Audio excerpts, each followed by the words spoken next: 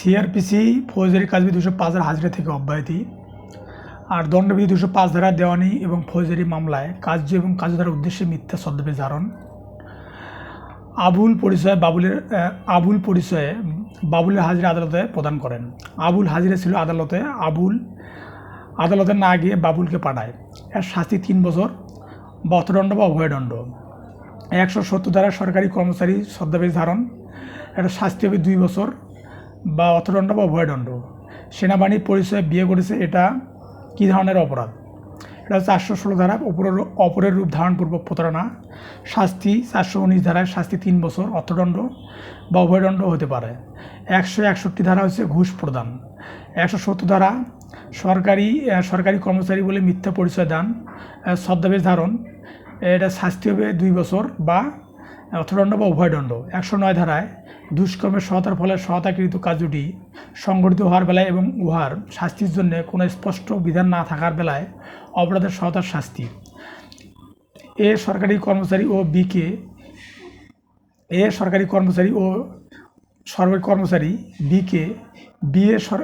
সরকারি কার্যাবলী সম্পাদনকালে একে কিছু সহানুভূতি প্রদর্শনের পারিতোষিক হিসেবে ঘুষ দানের প্রস্তাব করে। বি উক্ত ঘুষ গ্রহণ করে এবং 161 ধারা বর্ণিত অপরাধে সহায়তা করেছে। 161 ধারায় সরকারি কর্মচারী কর্তৃক কোনো সরকারি কার্য সম্পর্কে বৈধ পারিশ্রমিক ব্যতীত অন্যবিধ বকশিস গ্রহণ, শাস্তি হবে 3 বছর বা অর্থদণ্ড বা অভয়দণ্ড।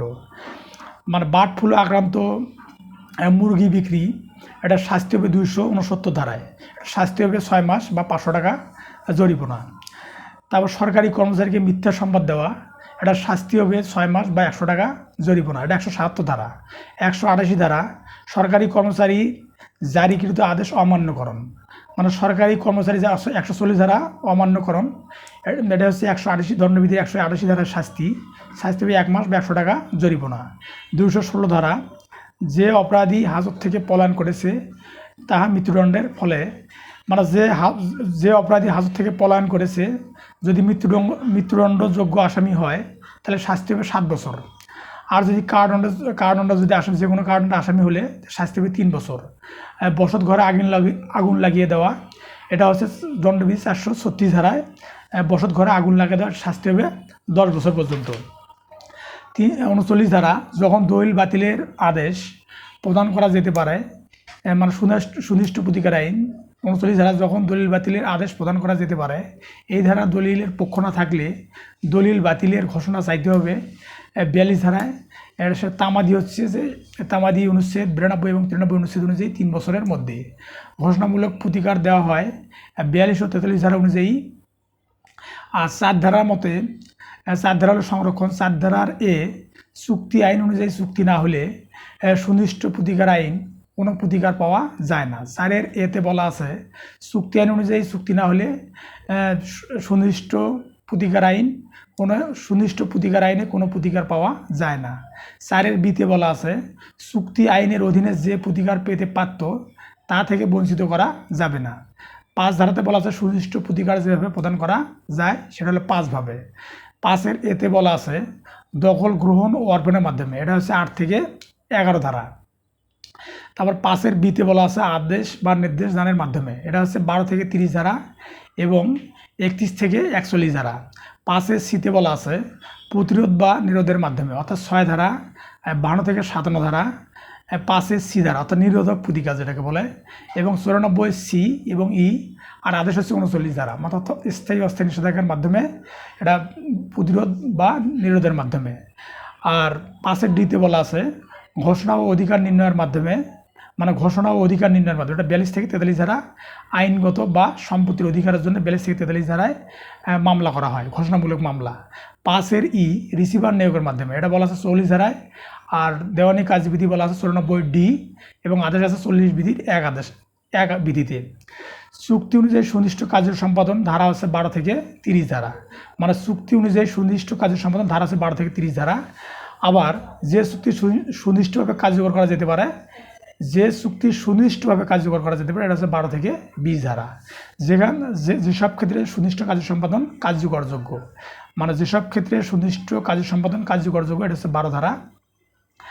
দলিল বাতিলের মোকদ্দমা দলিল বাতিলের মোকদ্দমা 91 অনুচ্ছেদ মতে 3 বছরের মধ্যেই করতে হয়। আর যদি রেজিস্ট্রিকৃত দলিল হয়, রেজিস্ট্রিকৃত দলিল বাতিলের মোকদ্দমা 92 অনুচ্ছেদ অনুযায়ী 3 বছরের মধ্যে করতে হয়। প্রতারণার মাধ্যমে দলিল বাতিলের মোকদ্দমা 18 ধারা অনুযায়ী 91 বা 92 অনুচ্ছেদ মোতাবেক 3 বছরের মধ্যে করতে হয়। দণ্ডবিধি 170 ধারায় সরকারি কর্মচারী বলে মিথ্যা পরিচয় দান বা ছদ্মবেশ ধারণ, যেমন পুলিশ পরিচয়ে বিয়ে করা, এটা শাস্তি হবে 2 বছর বা অর্থদণ্ড বা উভয়দণ্ড। তারপর ফৌজদারি কাজবিধি 170 ধারায় সাক্ষ্য প্রমাণ পর্যাপ্ত হলে মামলা ম্যাজিস্ট্রেটের কাছে প্রেরণ করবেন। 330 ধারা বলা আছে বলপূর্বক অপরাধ স্বীকারোক্তি আদায় করিবার জন্য বা সম্পত্তি প্রত্যাপন বাধ্য করিবার জন্য স্বেচ্ছাকৃতভাবে আঘাত প্রদান, এটা শাস্তি হবে 7 বছর এবং অর্থদণ্ড। আর 331 ধারায় বলা আছে যে স্বেচ্ছাকৃতভাবে গুরুতর আঘাত প্রদান শাস্তি হবে 10 বছর পর্যন্ত এবং অর্থদণ্ড। 332 ধারায় বলা আছে সরকারি কর্মচারীকে তাহার কর্তব্য সম্পাদনে বাধা দান করিবার জন্য স্বেচ্ছাকৃতভাবে আঘাত প্রদান, এটা শাস্তি হবে 3 বছর বা অর্থদণ্ড বা উভয়দণ্ড। আর 333-এ বলা আছে 333 ধারায় সরকারি কর্মচারীকে তাহার কর্তব্য সম্পাদনে বাধা দান করিবার জন্য স্বেচ্ছাকৃতভাবে গুরুতর আঘাত প্রদান, মানে অর্থাৎ মিছিল বা সমাবেশের মধ্যে যদি স্বেচ্ছাকৃতভাবে গুরুতর আঘাত প্রদান করে বা কোনো সরকারি কর্মচারীকে স্বেচ্ছাকৃতভাবে গুরুতর আঘাত প্রদান করে তাহলে এটা শাস্তি হবে 10 বছর এবং অর্থদণ্ড বা উভয়দণ্ড। 349 আছে বল প্রয়োগ এবং 350 ধারা আছে অপরাধমূলক বল প্রয়োগ। 349 হলে বল প্রয়োগ, 350 অপরাধমূলক বল প্রয়োগ। 354 আছে কোনো নারীর শালীনতা নষ্ট করিবার অভিপ্রায়ে তাহাকে আক্রমণ বা তৎপ্রতি অপরাধমূলক প্রয়োগ, মানে এটা শাস্তি হবে 2 বছর বা অর্থদণ্ড বা উভয়দণ্ড। 349 ধারা আছে কোনো নারীর শালীনতা নষ্ট করিবার অভিপ্রায়ে তাহাকে আক্রমণ বা তার প্রতি অপরাধমূলক বল প্রয়োগ, এটা শাস্তি হবে 2 বছর বা অর্থদণ্ড বা উভয়দণ্ড। 383 ধারা বল প্রয়োগ গ্রহণ অর্থাৎ চাঁদাবাজি যেটাকে বলে, এটা শাস্তি হবে 384 ধারা, শাস্তি 3 বছর অর্থদণ্ড বা উভয়দণ্ড। 338-এর এই ধারাতে বলা আছে গণপথে মানে অর্থাৎ সড়ক পথে বা গণপথে জনগণের যাওয়া আসার পথে ব্যাপকভাবে যান বা অশ্ব চালনার মাধ্যমে গুরুতর আঘাত প্রদান করা, এটা শাস্তি হবে 2 বছর বা অর্থদণ্ড। আবার 279 ধারায় বলা আছে রাজপথে ব্যাপক গাড়ি চালানো বা অশ্বারোহণ, এটা শাস্তি হবে 3 বছর বা 5,000 টাকা পর্যন্ত জরিমানা। 279 ধারা। 304-এর বিতে আছে জনপথে ব্যাপকভাবে যানবাহন বা অশ্ব চালানোর দ্বারা মৃত্যু ঘটানো, এটা শাস্তি হবে 3 বছর বা অর্থদণ্ড।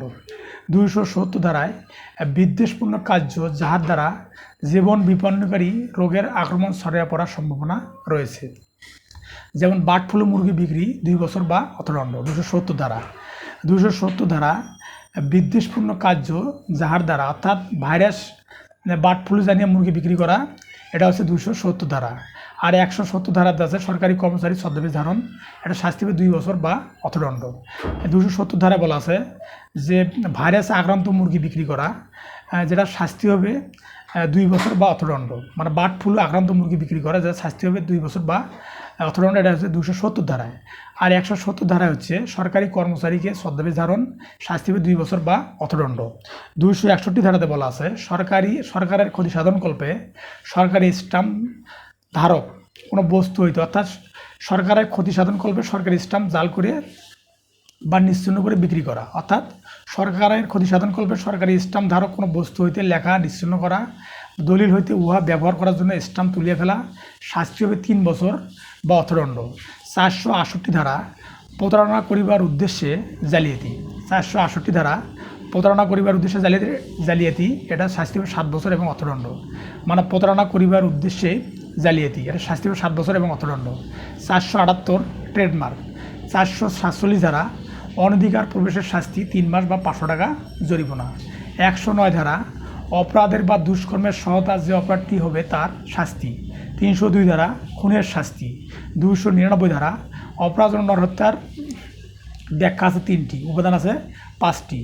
300 ধারা খুনের ব্যতিক্রম আছে 5টি এবং সত্য আছে 4টি। 149 বেআইনি সমাবেশ অংশগ্রহণ করার জন্য সাধারণ উদ্দেশ্য, মানে বেআইনি সমাবেশ অংশগ্রহণ করার জন্য সাধারণ উদ্দেশ্য, শাস্তি হবে 3 বছর পর্যন্ত। 141 ধারা বেআইনি সমাবেশ। 142 বেআইনি সমাবেশের সদস্য হওয়া।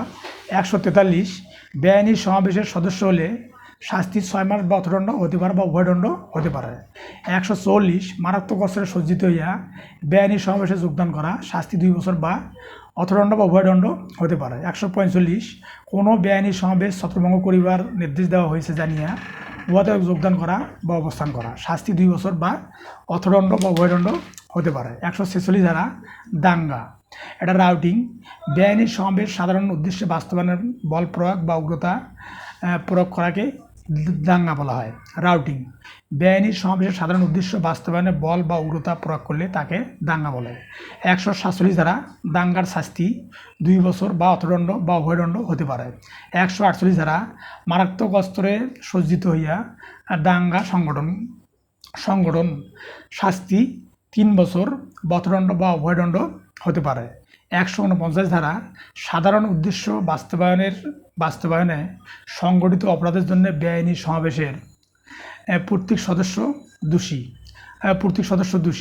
302 ধারা একজন দণ্ডিতর দণ্ড 302 এবং 149 ধারা দণ্ডে রূপান্তরিত করা যায়, যে ক্ষেত্রে সাক্ষ্যের ভিত্তিতে ইহা প্রতীয়মান হয় যে সে অনিষ্ট, মানে অর্থাৎ 425 ধারায় অনিষ্ট বা ক্ষতি করার জন্য অপরাধমূলক অনধিকার প্রবেশ বা অন্য অপরাধ সংগঠন করিবার সাধারণ উদ্দেশ্য নিয়ে ঘটনাস্থলে উপস্থিত ছিল।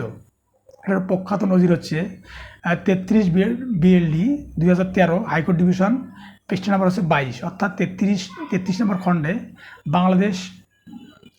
বাংলাদেশ ল রিপোর্ট BLD 2013, এটা হাইকোর্ট ডিভিশন 22 নম্বর পৃষ্ঠায়।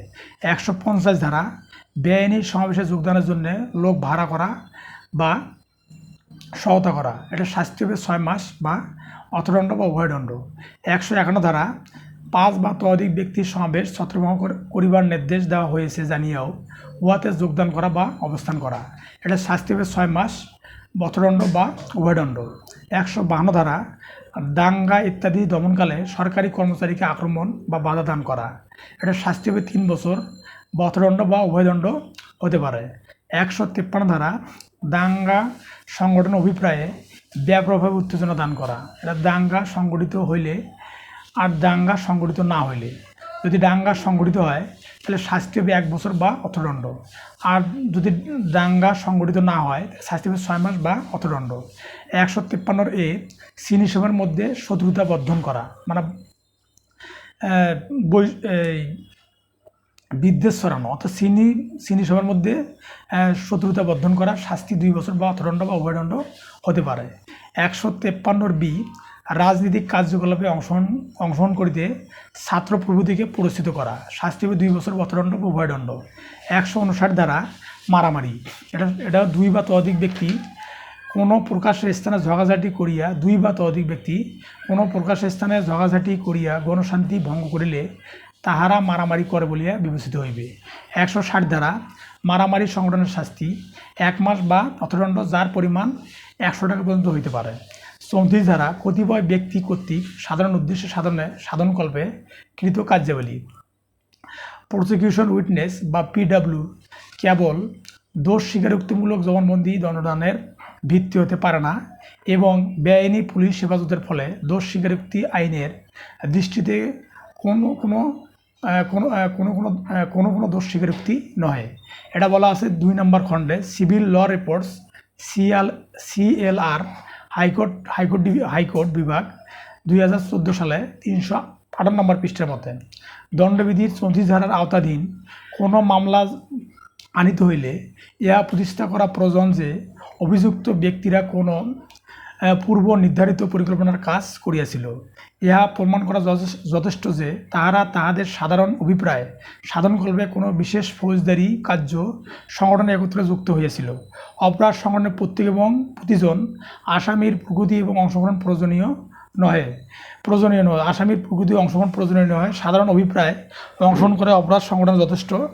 অর্থাৎ 2 নম্বর খণ্ডে অল ALR 2013 হাইকোর্ট ডিভিশন 2019 নম্বর পৃষ্ঠা।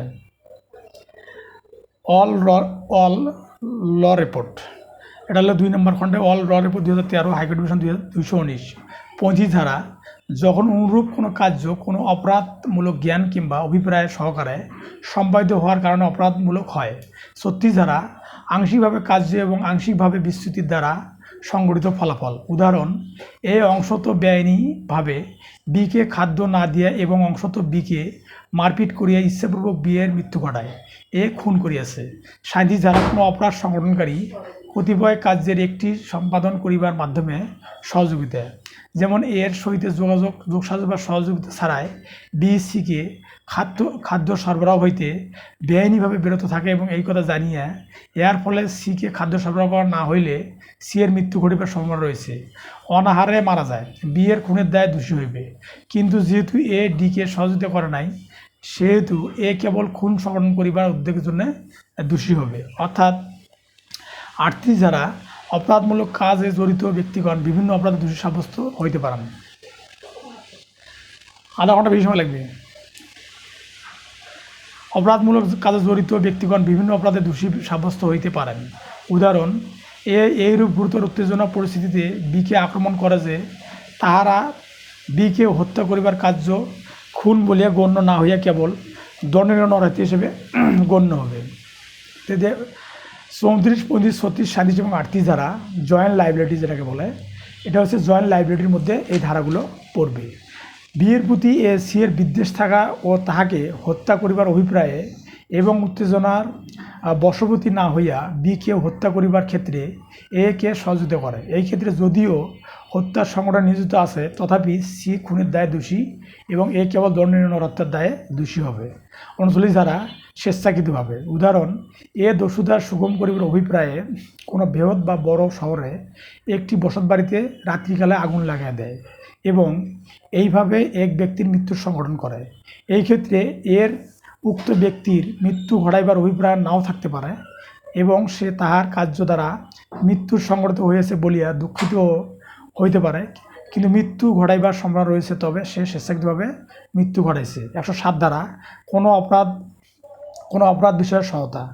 কোনো অপরাধ বিষয়ে সহায়তা করা হয় তিনভাবে: কাজের দ্বারা, প্ররোচনার দ্বারা, কাজ করে বা কাজের বিরোধীর দ্বারা। কাজের বিরোধীর দ্বারা অর্থাৎ কাজের দ্বারা, প্ররোচনার দ্বারা বা ইচ্ছাকৃতভাবে কোনো কাজ না করে বিরোধীর দ্বারা। 108 ধারা অপরাধ বা দুষ্কর্মের সহায়তাকারী। উদাহরণ: এ সিকে খুন করিবার জন্য বিকে প্ররোচিত করে, বি কাজটি করিতে অস্বীকার করে, এ কে খুন করিবার জন্য বিকে প্ররোচিত করিবার অপরাধে দোষী সাব্যস্ত হইবে। 109 ধারা অপরাধের সহায়তার ফলে সহায়তাকৃত কার্যটি সংগঠিত হওয়ার বেলায় এবং উহার শাস্তির জন্য কোনো স্পষ্ট বিধান না থাকার বেলায় দুষ্কর্মের সহায়তার শাস্তি। 110 ধারা সহায়তাপ্রাপ্ত ব্যক্তি সহায়তাকারীর অভিন্ন অভিপ্রায় হইতে ভিন্ন অভিপ্রায়ে কাজ করিবার ক্ষেত্রে সহায়তার দণ্ড। 111 ধারা সহায়তাকৃত কাজ হইতে ভিন্ন কাজ সম্পাদনের ক্ষেত্রে সহায়তাকারীর দায়িত্ব।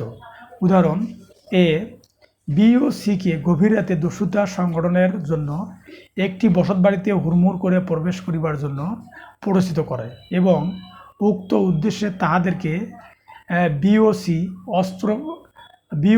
অস্ত্রপাতি সরবরাহ করে। মানে বিওসিকে এ অস্ত্রপাতি সরবরাহ করে। বিওসি হুড়মুড় করিয়া উক্ত গৃহে প্রবেশ করে এবং উক্ত গৃহের অন্যতম বাসিন্দা ডি কর্তৃক বাধাপ্রাপ্ত হইয়া ডিকে খুন করে। এই ক্ষেত্রে উক্ত খুন সহায়তা সম্ভাব্য ফল হইয়া থাকিলে এ খুনের জন্য বর্ণিত দণ্ডে দণ্ডিত হইবে। 112 ধারা যখন সহায়তাকারী বা প্ররোচনাকারী সহায়তাকৃত কার্য ও সম্পাদিত কার্যের জন্য সম্মিলিত দণ্ডে দণ্ডিত হইবে। এখানে প্রত্যেকটি অপরাধের জন্য দণ্ডিত হইবে। 113 ধারা অপরাধের সহায়তাকারী কর্তৃক মনোনীত পরিণতির হইতে অন্য পরিণতির বেলায় সহায়তাকৃত কাজ দ্বারা শ্রেষ্ঠ পরিণতির জন্য অপরাধের সহায়তাকারীর দায়িত্ব। উদাহরণ: এ বিকে সি এর প্রতি গুরুতর আঘাত ঘটাইবার জন্য প্ররোচিত করে, বি প্ররোচনার ফলে সি এর প্রতি গুরুতর আঘাত সংঘটন করে, ফলে সি মারা যায়। এ বিকে সি এর প্রতি গুরুতর আঘাত ঘটাইবার জন্য প্ররোচিত করে, বি প্ররোচনার ফলে সি এর প্রতি গুরুতর আঘাত সংঘটন করে, ফলে সি মারা যায়। যদি এ জানিয়ে থাকে যে পরিচিত গুরুতর আঘাতে মৃত্যু হবার সম্ভাবনা আছে, তাহলে এ খুনের জন্য বর্ণিত দণ্ডে দণ্ডিত হবে। 112 ধারা যখন সহায়তাকারী বা প্ররোচনাকারী সহায়তাকৃত কার্য বা সম্পাদিত কার্যের জন্য সম্মিলিত দণ্ডে দণ্ডিত হইবে। এখানে প্রত্যেকটি অপরাধের জন্য দণ্ডিত হইবে।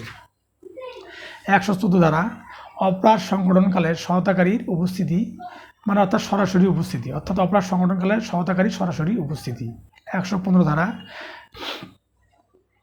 মৃত্যুদণ্ড বা যাবজ্জীবন কারাদণ্ড দণ্ডনীয় অপরাধে সহায়তাকরণ অপরাধ সংগঠিত হইলে, সম্পাদিত হইলে মৃত্যুদণ্ড বা যাবজ্জীবন কারাদণ্ডের সহায়তাকারীর 14 বছর এবং অর্থদণ্ড এবং উভয়দণ্ড হতে পারে।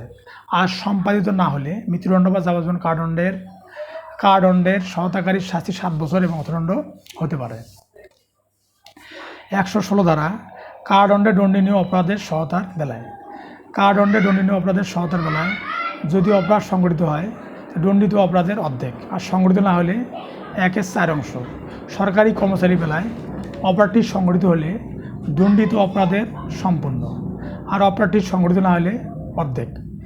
117 ধারা জনসাধারণ বা 10 জনের অধিক ব্যক্তি কর্তৃক অপরাধ সংগঠনের সহায়তাকরণ, শাস্তি 3 বছর কিংবা অর্থদণ্ড। 118 ধারা মৃত্যুদণ্ড বা যাবজ্জীবন কারাদণ্ডের অপরাধ সংগঠন করিবার ষড়যন্ত্র গোপনকরণ, অপরাধটি সংগঠিত হলে 7 বছর বা অর্থদণ্ড, অপরাধটি সংগঠিত না হলে 3 বছর বা অর্থদণ্ড। 119 ধারা সরকারি কর্মচারী কর্তৃক এমন অপরাধ সংগঠনের ষড়যন্ত্র গোপনকরণ, অপরাধটি সংগঠিত হলে বর্ণিত অপরাধের অর্ধেক, আর অপরাধটি সংগঠিত না হলে 1/4 অংশ পর্যন্ত। মৃত্যুদণ্ড অপরাধ সংগঠিত হলে এটার শাস্তি হবে সরকারি চাকরি যারা করে তাদের জন্য 10 বছর পর্যন্ত। কারাদণ্ড 120 ধারা কারাদণ্ডে দণ্ডনীয় অপরাধ সংগঠনের ষড়যন্ত্র গোপনকরণ, সংগঠিত হলে 1/4 অংশ, আর সংগঠিত না হলে 1/8 অংশ। 446 ধারা রাত্রিকালে অপথে গৃহপ্রবেশ। 447 অপরাধমূলক অনধিকার প্রবেশের শাস্তি 3 মাস বা অর্থদণ্ড বা 500 টাকা বা উভয়দণ্ড। 448 অনধিকার গৃহপ্রবেশ শাস্তি 1 বছর বা 1000 টাকা জরিমানা। 449 মৃত্যুদণ্ড দণ্ডনীয় অপরাধ সংগঠনের উদ্দেশ্যে অনধিকার গৃহপ্রবেশ শাস্তি যাবজ্জীবন বা 10 বছর। 450 ধারা যাবজ্জীবন কারাদণ্ড দণ্ডনীয় অপরাধ সংগঠনের উদ্দেশ্যে অনধিকার গৃহপ্রবেশ শাস্তি 10 বছর এবং অর্থদণ্ড। 451 ধারা কারাদণ্ডে দণ্ডনীয় অপরাধ সংগঠনের উদ্দেশ্যে অনধিকার গৃহপ্রবেশ শাস্তি 2 বছর এবং অর্থদণ্ড। 451 ধারা কারাদণ্ডে দণ্ডনীয় অপরাধ সংগঠনের উদ্দেশ্যে অনধিকার গৃহপ্রবেশ শাস্তি 2 বছর এবং অর্থদণ্ড। 452 ধারা আঘাত, আক্রমণ এবং অবৈধ আটকের প্রস্তুতি নেওয়ার পর অনধিকার গৃহপ্রবেশ শাস্তি 7 বছর এবং অর্থদণ্ড। 453 ধারা সংগোপনে অনধিকার গৃহপ্রবেশ বা অপথে গৃহপ্রবেশের শাস্তি 2 বছর এবং অর্থদণ্ড। 454 ধারা কারাদণ্ডযোগ্য দণ্ডনীয় অপরাধ সংগঠনের উদ্দেশ্যে সংগোপনে অনধিকার গৃহপ্রবেশ এবং অপথে গৃহপ্রবেশ শাস্তি 3 বছর এবং অর্থদণ্ড। 455 ধারা আঘাত, আক্রমণ বা আটকের প্রস্তুতি নেওয়ার পর সংগোপনে অনধিকার গৃহপ্রবেশ এবং অপথে গৃহপ্রবেশ শাস্তি 10 বছর এবং অর্থদণ্ড। 456 রাত্রিকালের সংগোপনে অনধিকার গৃহপ্রবেশ বা অপথে গৃহপ্রবেশ শাস্তি 3 বছর এবং অর্থদণ্ড। 457 ধারা কারাদণ্ডযোগ্য দণ্ডনীয় অপরাধ সংগঠনের উদ্দেশ্যে সংগোপনে রাত্রিকালে অনধিকার গৃহপ্রবেশ বা অপথে গৃহপ্রবেশ শাস্তি 5 বছর এবং অর্থদণ্ড। 458 ধারা আঘাত, আক্রমণ বা আটকের প্রস্তুতি নেওয়ার পর সংগোপনে রাত্রিকালে অনধিকার গৃহপ্রবেশ বা অপথে গৃহপ্রবেশ শাস্তি 14 বছর এবং অর্থদণ্ড।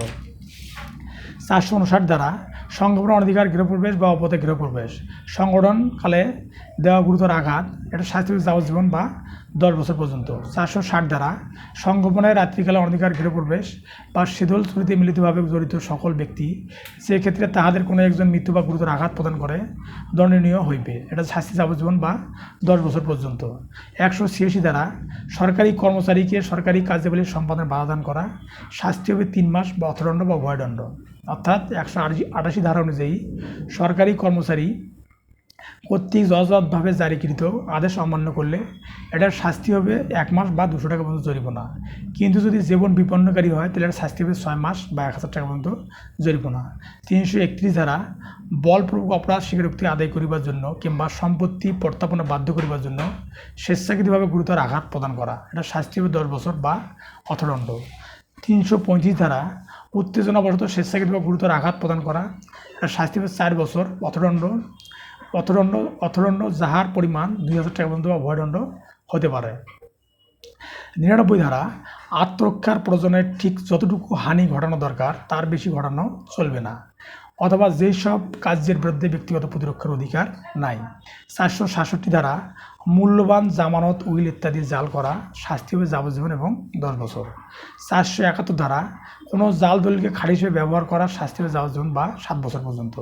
93 ধারা সরল বিশ্বাসে কৃতকাজ অপরাধ বলে গণ্য হবে না। 108 ধারা 108-এর 3 নম্বর ব্যাখ্যায় বলা আছে, যে ব্যক্তি অপরাধ করতে সহায়তা করা হয় সেই ব্যক্তি আইনের সক্ষমতা হওয়ার দরকার নাই, অর্থাৎ সহায়তা করলে অপরাধের সহায়তাকারী হইবে। 436 ধারা ঘর ইত্যাদি ধ্বংস করার উদ্দেশ্যে অগ্নি বা বিস্ফোরকের সাহায্যে ক্ষতি সাধন করা, অর্থাৎ আগুন দিয়ে ঘর পুড়ে ফেলা। এটা শাস্তি হবে যাবজ্জীবন কারাদণ্ড বা 10 বছর পর্যন্ত হবে অর্থদণ্ড, মানে যাবজ্জীবন কারাদণ্ড সর্বনিম্ন 10 বছর পর্যন্ত এবং অর্থদণ্ড। 398 ধারা মারাত্মক অস্ত্রের সজ্জিত অবস্থায় দস্যুতা বা ডাকাতি সংগঠন করিবার চেষ্টা, এটা শাস্তি হবে 7 বছর। 7 বছর কম হবে না। 463 জালিয়াতি। 464 মিথ্যা দলিল প্রস্তুতকরণ। 465 2 বছর বা অর্থদণ্ড। 88 ধারা মৃত্যু ঘটানোর উদ্দেশ্য নাই এমন কার্য উপকারার্থের সম্পাদন অপরাধ বলে গণ্য হবে না। 88 ধারা মৃত্যু ঘটানোর উদ্দেশ্যে নাই এমন কার্য উপকারার্থের সম্পাদন অপরাধ বলে গণ্য হবে না। 412 ডাকাতির মাধ্যমে চুরিকৃত মালামাল অসাধুভাবে গ্রহণ করা, শাস্তি যাবজ্জীবন বা 10 বছর। 269 ধারা অবহেলাজনিত কার্য যাহা দ্বারা জীবন বিপন্নকারী রোগের সংক্রমণ বিস্তার করিবার সম্ভাবনা রয়েছে, অর্থাৎ বার্ড ফ্লু আক্রান্ত মুরগি বিক্রি করা, এটা হবে 269 ধারা। 333 সরকারি কর্মচারীকে তাহার কর্তব্য সম্পাদন বাধা দান করিবার জন্য স্বেচ্ছাকৃত বা গুরুতর আঘাত প্রদান করা, এটা শাস্তি হবে 10 বছর বা অর্থদণ্ড বা উভয়দণ্ড। 279 রাজপথে বেপরোয়া গাড়ি চালানো বা অশ্বারোহণ করা, এটা শাস্তি হবে 3 বছর বা 5,000 টাকা পর্যন্ত জরিমানা। 76 ধারা আইন বলে বাধ্য বা ভ্রান্ত ধারণাবশত নিজেকে আইন বলে বাধ্য বলিয়া বিশ্বাসকারী ব্যক্তি বিশেষের কর্তৃক সম্পাদিত কার্য। 80 ধারা কোনো আইনোন্নয়ক কার্য সম্পাদনকালে দুর্ঘটনা, যেমন উদাহরণ কুটার নিয়ে কাজ করার সময়। 81 ধারা সম্ভাব্য ক্ষতিকারক কাজ, তবে অপরাধমূলক অভিপ্রায় ব্যতীত অন্যবিধ ক্ষতি নিবারণকল্পে সম্পাদিত কাজ, অর্থাৎ বড় জাহাজ ছোট জাহাজকে ধ্বংস করা। ফৌজদারি কার্যবিধি 173 3B ধারা অনুযায়ী আদালত অধিকতর তদন্ত নির্দেশ দিতে পারে। 221 ধারা অভিযোগে অপরাধের বিবরণ থাকবে। 403 ধারা একবার দণ্ডিত বা খালাসপ্রাপ্ত ব্যক্তি একই অপরাধের জন্য পুনরায় বিচার করা যাবে না। 403 ধারা 403-3 যখন কোনো ব্যক্তি কোনো কার্য দ্বারা শ্রেষ্ঠ কোনো অপরাধ দণ্ডিত হয়, অর্থাৎ যখন কোনো ব্যক্তি কোনো কার্য দ্বারা শ্রেষ্ঠ কোনো অপরাধে দণ্ডিত হয় এবং উক্ত কার্য সমন্বয়ে তদাপেক্ষা ভিন্ন একটি অপরাধ সৃষ্টি হয়, তখন শেষোক্ত বা পরিবর্তে সেই অপরাধের বিচার করা যাইবে। 237 ধারা এক অপরাধে অভিযুক্ত ব্যক্তিকে অন্য অপরাধে অভিযুক্ত করা যাবে। 221 ধারা অভিযোগে অপরাধের বিবরণ থাকবে। 221-4 ধারা যে আইন ও ধারায় অপরাধ হয়েছে তা অবশ্যই উল্লেখ করতে হবে। 221-4 ধারা। 222 ধারা সময়, স্থান ও ব্যক্তি সম্পর্কে বিবরণ। 223 অপরাধ সংগঠনের পদ্ধতি যখন অবশ্যই উল্লেখ করিতে হইবে। উদাহরণ এর বিরুদ্ধে কোনো বিষয়ের সময়ে বা স্থানে বা বি নামে যৌন সরকারি কর্মচারীকে তাহার সরকারি কার্যে বাধাদানের অভিযোগ করা হয়েছে। কিরূপে বিকে তাহার কার্য বাধাদান করিয়াছিল অভিযোগে তা অবশ্যই উল্লেখ করিতে হইবে। 224 ধারা যে আইনের অধীনে অপরাধ দণ্ডনীয় অভিযোগের শব্দের অর্থ সেই আইন অনুসারে করিতে হবে। 225 ধারা ভুলের ফল। উদাহরণ এর বিরুদ্ধে বিকে প্রবঞ্চনার অভিযোগ করা হয়েছে, কিন্তু অভিযোগে প্রবঞ্চনার কথা উল্লেখ করা হয় নাই। এ ও বি এর মধ্যে বহু লেনদেন হয়েছে, কিন্তু এ জানিতে পাইল না যে কোন লেনদেন সম্পর্কে তাহার বিরুদ্ধে অভিযোগ করা হয়েছে, সে আত্মপক্ষ সমর্থন করিল না। আদালত ধরিয়া লইতে পারেন যে অভিযোগে প্রবঞ্চনার পদ্ধতি উল্লেখ না করা গুরুতর ভুল হয়েছে। 227 ধারা আদালত অভিযোগ পরিবর্তন করিতে পারিবেন। 228 ধারা অভিযোগ পরিবর্তনের পরে বিচার চলতে পারে। 229 যখন নতুন বিচার নির্দেশিত হইবে বা তখন বিচার স্থগিত হইবে অথবা বিচার স্থগিত হইবে। 230 পরবর্তীতে অভিযোগ অনুসারে অপরাধের বিচারের পূর্বে অনুমতি প্রয়োজন হলে কার্যক্রম স্থগিত। 231 অভিযোগ পরিবর্তিত হইলে সাক্ষীকে পুনরায় ডাকা যাবে। 232 ব্যাপকতার ভুল। 233 সুস্পষ্ট অপরাধ সময়ের জন্য পৃথক অভিযোগ। 234 একই ধরনের 3টি অপরাধ 12 মাসের মধ্যে হইলে একত্র অভিযোগ করা যাইবে, 3টির বেশি অভিযোগ গ্রহণ করা যাবে না। 235 একাধিক অপরাধের বিচার। 235-এর 2 দুইটি সংজ্ঞার অন্তর্ভুক্ত হইবে। 235-এর 3 যে কাজের দ্বারা একটি অপরাধ হয় কিন্তু একত্র হলে ভিন্ন অপরাধ হয়। উদাহরণ, এ ব্যভিচারের উদ্দেশ্যে সি এর স্ত্রী বিকে সি এর নিকট হইতে ফুসলিয়া লইয়া গেল এবং তাহার সহিত ব্যভিচার সংগঠন করিল। এর বিরুদ্ধে দণ্ডবিধি 498 ও 497 ধারার অপরাধের জন্য পৃথক অভিযোগ গঠন করা যাইবে এবং তাহাকে দণ্ডিত করা যাবে। 235-এর 1 ধারা একই ব্যক্তি যদি একাধিক অপরাধ করিয়া থাকে। 236 ধারা কি অপরাধ সংঘটিত হয়েছে সে সম্পর্কে সন্দেহ থাকিলে। উদাহরণ, এ এমন একটি কার্য করিয়াছে যাহা চুরি অথবা চোরাই মাল গ্রহণ অথবা অপরাধমূলক বিশ্বাসভঙ্গের অথবা প্রতারণা হইতে পারে, তাহাকে চুরি, চোরাই মাল গ্রহণ, অপরাধমূলক বিশ্বাসভঙ্গ ও অপরাধমূলক বিশ্বাসভঙ্গ বা প্রতারণার জন্য অভিযুক্ত করা যাইবে। 237 ধারা এক অপরাধে অভিযুক্ত ব্যক্তিকে অন্য অপরাধে অভিযুক্ত করা যাবে। উদাহরণ, এ চুরির অপরাধে অভিযুক্ত হইল কিন্তু দেখা গেল যে সে অপরাধজনক বিশ্বাসভঙ্গ অথবা চোরাই মাল গ্রহণ অপরাধ করিয়াছিল, কিন্তু অপরাধ অভিযুক্ত না হইলেও তাহাকে অপরাধমূলক বিশ্বাসভঙ্গ বা চোরাই মাল গ্রহণের জন্য দণ্ডিত করা যাইবে। 238 ধারা যখন প্রমাণিত অপরাধটি অভিযোগের অন্তর্ভুক্ত থাকিবে, মানে এ দণ্ডবিধির 325 ধারার অধীনে গুরুতর আঘাত করিবার অপরাধ অভিযুক্ত হইল। সে প্রমাণ করিল যে সে মারাত্মক ও আকস্মিক উত্তেজনাবশত কাজ করিয়াছিল, তাহাকে উক্ত বিধি 325 ধারায় অধীনে দণ্ডিত করা যাইবে। 239 ধারা কোন কোন ব্যক্তিকে একত্রে অভিযুক্ত করা যাবে। 240 ধারা একাধিক অভিযোগের একটিতে দণ্ডিত হইলে অবশিষ্টগুলো প্রত্যাহার। 205-এর ডি একই অপরাধ সম্পর্কে নালিশি মামলা ও পুলিশি তদন্ত চলিতে থাকিলে অনুসরণীয় পদ্ধতি। 205-এর ডি 1 নম্বরে বলা আছে যে পুলিশি তদন্ত চলিতে থাকিলে ম্যাজিস্ট্রেট কর্তৃক অনুসন্ধান পদ্ধতি স্থগিত থাকবে। 205-এর ডির 1 নম্বরে পুলিশি তদন্ত চলিতে থাকিলে ম্যাজিস্ট্রেট কর্তৃক অনুসন্ধান পদ্ধতি স্থগিত থাকবে। 35 ধারা একই বিচারে কতিপয় অপরাধে দোষী সাব্যস্তর ক্ষেত্রে। 35-এর 1 কোনো লোক একই অপরাধে দোষী সাব্যস্ত হলে দণ্ডবিধির 71 ধারার বিধানাবলীর সাপেক্ষে আদালত বিভিন্ন অপরাধের জন্য নির্ধারিত শাস্তি দিতে পারিবেন। শাস্তি যাবজ্জীবন হইলে একই সঙ্গে চলিবে বলিয়া নির্দেশ না দিলে শাস্তি একটির পর আরেকটি চলিবে। 35-এর 1 কোনো লোক একই অপরাধে দোষী সাব্যস্ত হইলে দণ্ডবিধির 71 ধারার বিধানাবলীর সাপেক্ষে আদালত বিভিন্ন অপরাধের জন্য নির্ধারিত শাস্তি দিতে পারিবেন। শাস্তি যাবজ্জীবন হইলে একই সঙ্গে চলিবে বলিয়া নির্দেশনা না দিলে শাস্তি একটির পর আরেকটি চলিবে। 86 ধারা গ্রেপ্তারকৃত ব্যক্তিকে ম্যাজিস্ট্রেটের নিকটে হাজির করা হইলে তখনকার পদ্ধতি। 75 ধারা গ্রেপ্তারি পরোয়ানার ধরন। 76 ধারা আদালত জামানত গ্রহণের নির্দেশ দিতে পারিবেন। 154 ধারা আমলযোগ্য মামলার ক্ষেত্রে সংবাদ। 155 আমল অযোগ্য মামলার ক্ষেত্রে সংবাদ। 156 আমলযোগ্য কেসের তদন্ত। 157 আমলযোগ্য অপরাধ সম্পর্কে সন্দেহের ক্ষেত্রে পদ্ধতি। 158 ধারায় রিপোর্ট দাখিল করতে হয়। 159 প্রাথমিক অনুসন্ধান তদন্ত করিবার ক্ষমতা। 159 পুলিশ প্রাথমিক অনুসন্ধান তদন্ত করিবার ক্ষমতা। 160 পুলিশ অফিসার সাক্ষী তলবের ক্ষমতা। 161 পুলিশ কর্তৃক সাক্ষীদের পরীক্ষাকরণ। 162 পুলিশের নিকট প্রদত্ত বিবৃতি স্বাক্ষর করিতে হবে না। 163 প্রলোভনের প্রস্তাব দেওয়া যাবে না। সাক্ষ্য আইনের 24 ধারা। 160 পুলিশ অফিসার সাক্ষী তলবের ক্ষমতা। 161 পুলিশ কর্তৃক সাক্ষীদের পরীক্ষাকরণ। 162 পুলিশের নিকট প্রদত্ত বিবৃতি স্বাক্ষর করিতে হবে না। 163 প্রলোভনের প্রস্তাব দেওয়া যাবে না। সাক্ষ্য আইন 24 ধারার মতে। 164 বিবৃতি এবং দোষ স্বীকারোক্তি লিপিবদ্ধকরণের ক্ষমতা।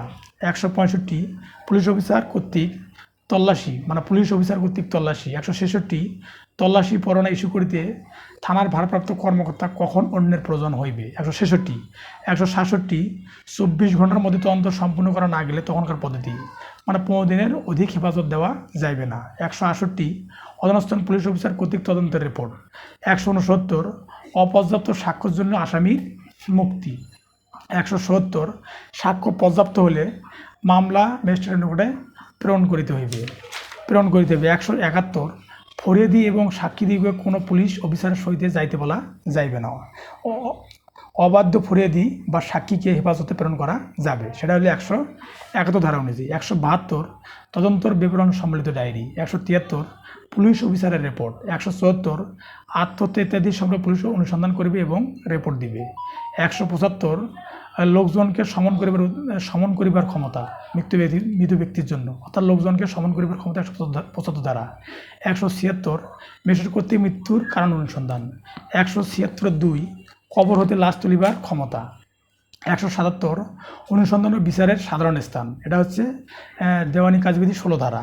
178 বিভিন্ন ধারাবিভাগে মামলা বিচারের আদেশ দিবার ক্ষমতা। 179 অপরাধ সংঘটন জেলায় বা ফলাফল ঘটিবার স্থানে আসামির বিচার হইবে, এটা হলো 17 ধারায়।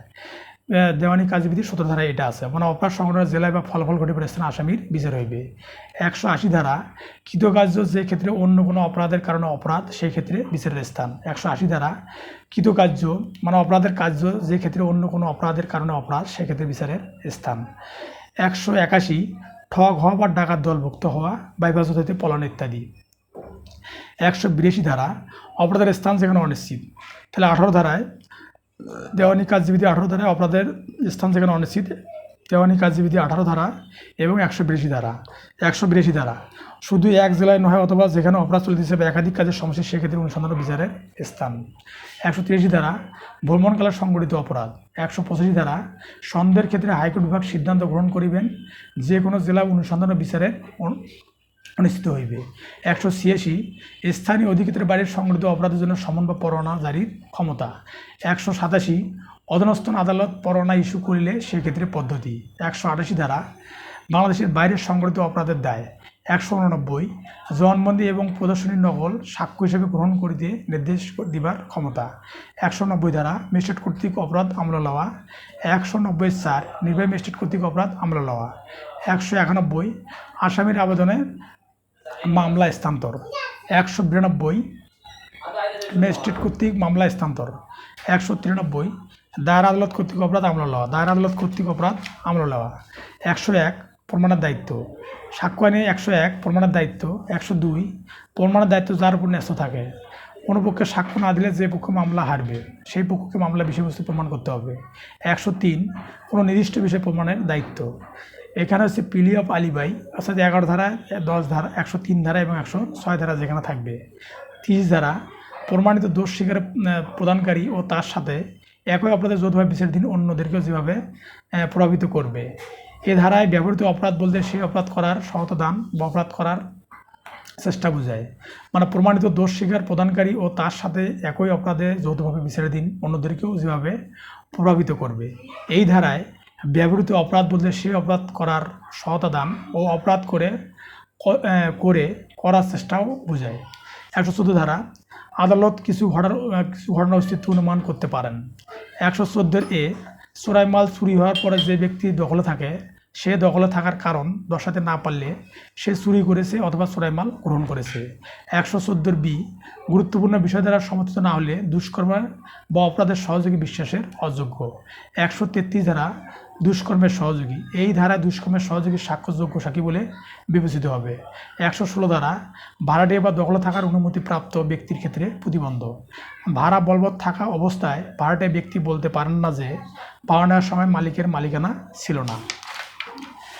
125 ধারা পুলিশ সেবা অফিসারের নিকটে প্রদান করা স্বীকারোক্তি প্রমাণ করা যাবে না। পুলিশের নিকটে বিবৃতির সাক্ষ্যগত মূল্য নাই। তবে ফৌজদারি কার্যবিধি 162 ধারায় পুলিশের নিকটে প্রদত্ত বিবৃতিকে স্বাক্ষর করিতে হইবে না। ব্যতিক্রম আছে 32(1) ধারা মৃত্যুকালীন ঘোষণা এবং 27 ধারা, অর্থাৎ পুলিশ হেফাজতে আলামত উদ্ধার করলে সেটা সাক্ষ্যগত মূল্য আছে। 27 ধারা আসামির নিকট হতে প্রাপ্ত তথ্য যতটুকু প্রমাণ করা যেতে পারে। বিবৃতির উপর ভিত্তি করে পুলিশ কোনো বিষয় উদ্ঘাটন করলে যতটুকু উদ্ঘাটন হবে ততটুকু সাক্ষ্য হিসেবে প্রাসঙ্গিক বা গ্রহণযোগ্য। এটির ব্যতিক্রম আছে 162 ধারা। 126 ধারা পেশাগত যোগাযোগ। আইনজীবীর সাথে মক্কেলের যাবতীয় তথ্য, সংবাদ, দলীয় বিষয়বস্তু ও পরামর্শ সংক্রান্ত তথ্য মক্কেলের অনুমতি ছাড়া প্রকাশ করা যাবে না। তবে সাক্ষ্য আইনের 128 ধারা সব অনুদিত হয়ে সাক্ষ্য দেওয়ার ফলে সুবিধা পরিত্যক্ত হয় না অনুসারে, মানে অর্থাৎ 128 ধারা অনুসারে মক্কেল আইনজীবীকে সাক্ষী হিসেবে ডাকলে এবং 126 উল্লিখিত গোপন বিষয়ে প্রশ্ন জিজ্ঞাসা করলে বুঝতে হবে যে মক্কেল বিষয়টি প্রকাশ করার সম্মতি দিয়েছে। 91 ধারা চুক্তি সম্পত্তির স্বত্বাধিকার, দান বা অন্যবিধ বিলি ব্যবস্থার শর্তাবলী দলিলের আকারে লিপিবদ্ধ হলে সেই সম্পর্কে সাক্ষ্য, অর্থাৎ লিখিত দলিলের সত্য প্রমাণের জন্য দলিলটি ছাড়া অন্য কোনো মৌখিক সাক্ষ্য দেওয়া যাবে না। 92 ধারা মৌখিক সাক্ষ্য বর্জন, অর্থাৎ দালিলিক সাক্ষ্য দ্বারা মৌখিক সাক্ষ্য বর্জন। 3 ধারা ব্যাখ্যা অনুচ্ছেদ, এখানে আদালত আছে, আদালতের সংজ্ঞা, বিষয়, প্রাসঙ্গিক বিষয়, বিচার্য বিষয়, দলিল সংজ্ঞা, সাক্ষ্য সংজ্ঞা, ঘটনা প্রমাণের সংজ্ঞা, মিথ্যা ঘটনা, প্রমাণিত অপ্রমাণিত বিভিন্ন বিষয়ের সংজ্ঞা দেওয়া আছে। 61 ধারা দলিলের বিষয়বস্তু প্রমাণ দুইভাবে করা যায়, একটা হচ্ছে প্রাথমিক সাক্ষ্য, একটা হচ্ছে মাধ্যমিক সাক্ষ্য। 62 ধারা মাধ্যমিক বা মুখ্য সাক্ষ্য। 62 ধারা প্রাথমিক বা মুখ্য সাক্ষ্য। 63 ধারা মাধ্যমিক বা গৌণ সাক্ষ্য। 64 ধারা প্রাথমিক সাক্ষ্য দ্বারা দলিল প্রমাণ। 65 ধারা যে সকলকে দলিল সম্পর্কে মাধ্যমিক সাক্ষ্য দেওয়া যেতে পারে। 90 ধারা 30 বছর পুরনো দলিল সম্পর্কে অনুমান। 115 ধারা স্বকার্যজনিত জনিত বাধা স্টেবল। 138 ধারা সাক্ষ্য গ্রহণের ক্রম। 137 ধারা জবানবন্দির জেরা ও পূর্ণ জেরা। 136 ধারা বিচারক সাক্ষ্যের গ্রহণযোগ্যতা নির্ধারণ করবেন।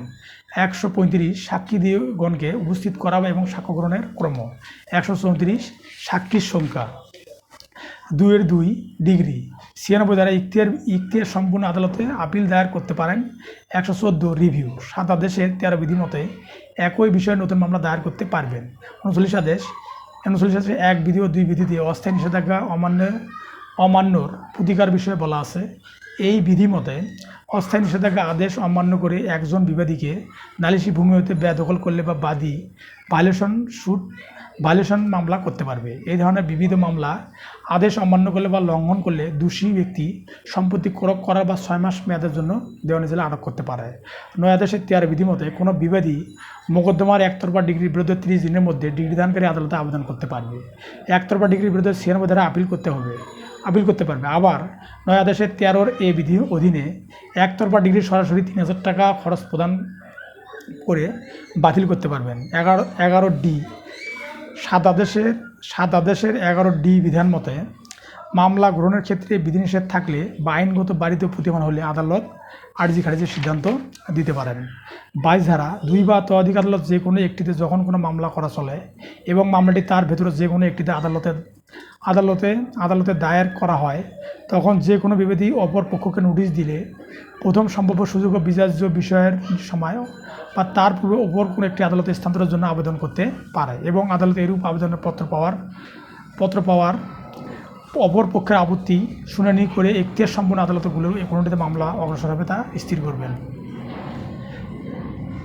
23 ধারা বিধান মতে যখন এখতিয়ার সম্পূর্ণ একাধিক আদালতে একই আপিল আদালতের অধীন হয়, তখন উক্ত আপিল আদালত 22 ধারার মধ্যে আবেদন করতে হয়। 1 আদেশের 1-3 বিধি অনুযায়ী এক বা একাধিক ব্যক্তি কোনো মামলায় বাদী বিবাদী হতে পারে।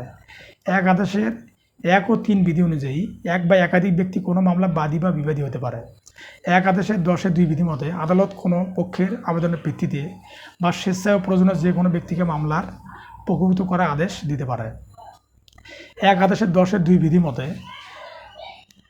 আদালত কোনো পক্ষের আবেদনের ভিত্তিতে বা স্বেচ্ছায় প্রয়োজনে যে কোনো ব্যক্তিকে মামলার পক্ষভুক্ত করার আদেশ দিতে পারে।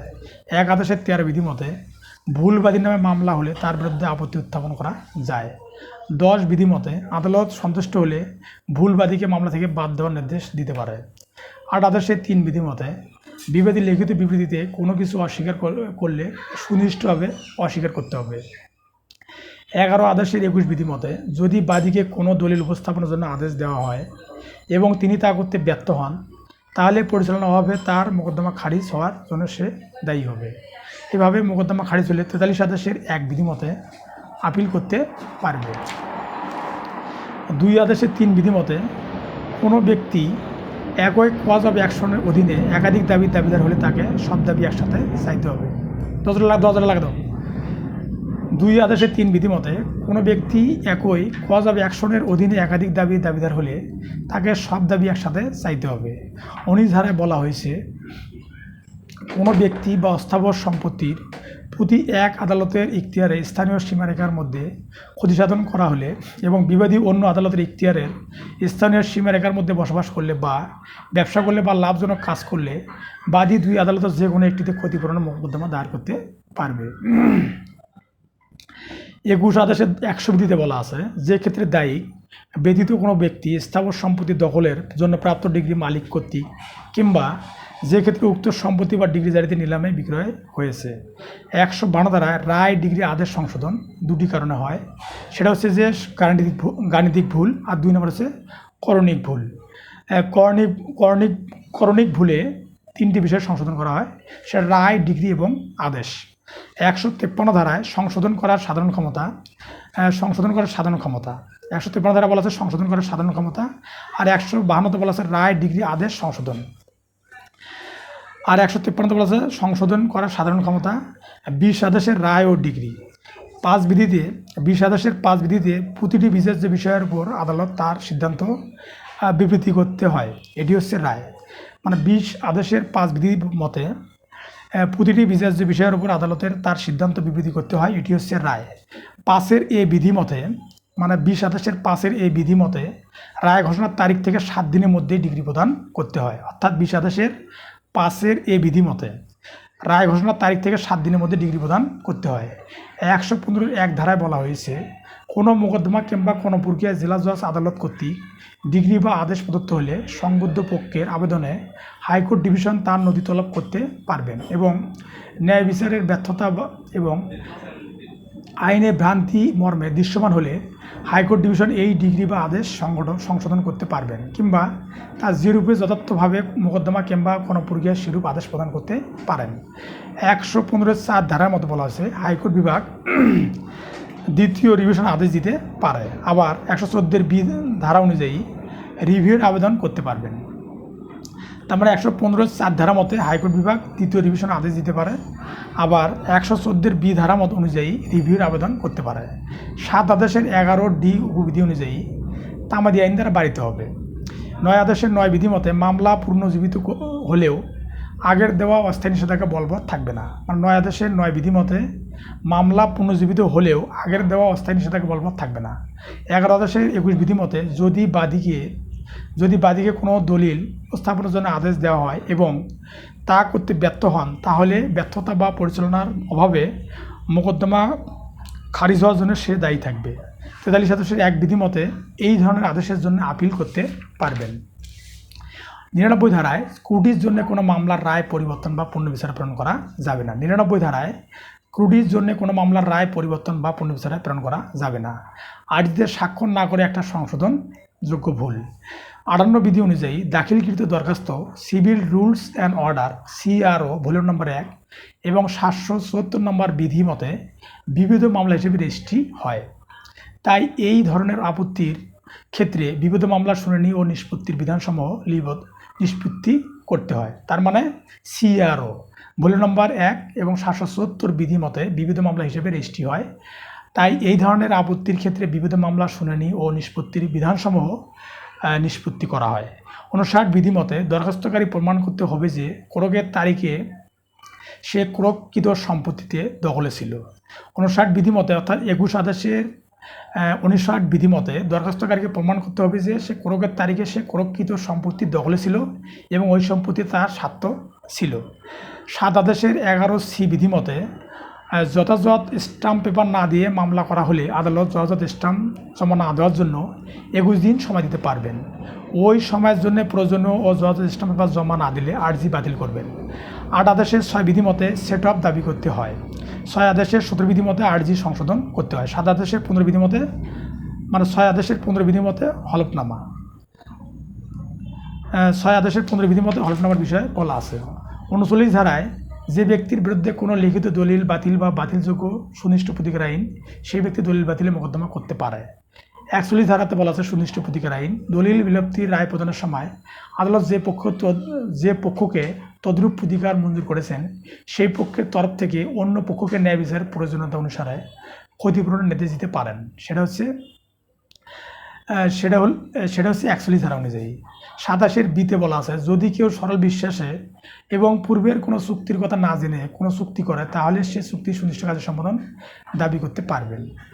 25-এর সি ধারাতে বলা আছে, কোনো সম্পত্তি নিয়ে যদি পূর্বের কোনো বিলি ব্যবস্থা বা পত্তন বা দানপত্র থাকে তাহলে তা নিয়ে পরবর্তীতে কোনো বিক্রয় বা বন্ধক প্রদান করার চুক্তি বলবৎ করা যাবে না। 25 ধারা, আপাতত দৃশ্যমান নয় এমন কোনো কারণে চুক্তি অবৈধ হলে এবং বাদীর চেয়ে বিবাদী বেশি দোষী করা হলে আদালত লিখিত চুক্তি রদ করতে পারেন। 38 ধারা, চুক্তি রদের মামলায় আদালত ন্যায় বিচারের প্রয়োজনে ক্ষতিপূরণের আদেশ দিতে পারেন। 43 ধারা, ঘোষণাগুলো মামলায় কেবল মামলার পক্ষ এবং তাদের মাধ্যমে দাবিদার ব্যক্তিদের ওপর বাধ্যকরী, অন্য কারোর ওপর বাধ্যকর নয়।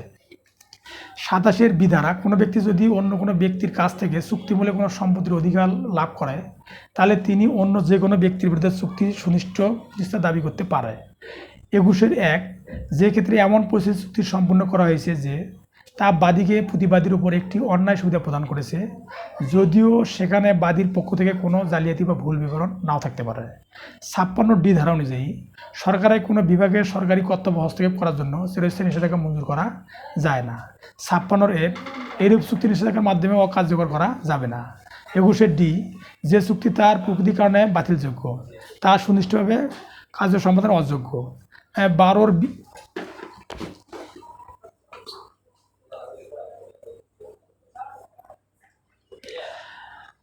56-র এরূপ চুক্তি নিষেধাজ্ঞার মাধ্যমে কার্যকর করা যাবে না। 21-ডি, যে চুক্তি তার প্রকৃতির কারণে বাতিলযোগ্য তা সুনির্দিষ্টভাবে সম্পাদনের অযোগ্য। 12-র বি, যখন চুক্তির কাজ সম্পাদন না করলে যে ক্ষতি হয় তা নির্ণয়ের কোনো মানদণ্ড থাকে না, তখন আদালত চুক্তি সুনির্দিষ্ট কাজ সম্পাদনের জন্য ইচ্ছাধীন ক্ষমতা বলে আদেশ দিতে পারে।